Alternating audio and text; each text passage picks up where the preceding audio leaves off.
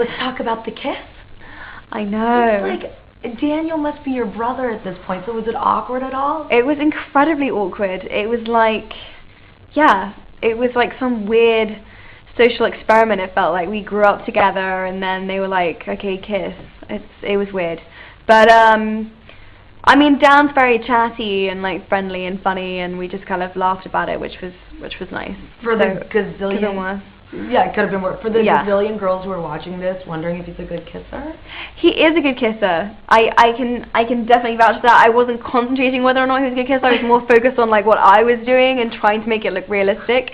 But yeah, he's a good kisser. He's a gentleman as well. You know, like once the kiss was over or before we were doing it, he was very considerate and sweet. So. And do you prep for it by like Banaka or? I prep for it by cleaning my teeth a lot. Gum, mints, just like eating, kissing friendly foods. And I guess. In an interview the other day, he was like, "Yeah, Emma's an animal." I know. I saw this interview when I was here in the hotel room, and I go, "I know that's gonna get picked up everywhere." Oh, it did, and everyone's asked me about it, and I feel embarrassed. I find myself defending myself, which is ridiculous. But apparently, he meant it in a good way. But yeah, no, he. I guess I figured out pretty early on that, you know, in order for us to get it done, I had to like go for it and make it look real. So I was like, right, rather than do like 20 takes and David be every time like, can you give it a little bit more? Can we get a little bit more passion? I was just like, right, I'm just gonna like just go for it. Go for it. Yeah. Well, it was realistic looking. Thank you. I want to go back to this movie and Deathly Hallows and the kiss with Emma Watson.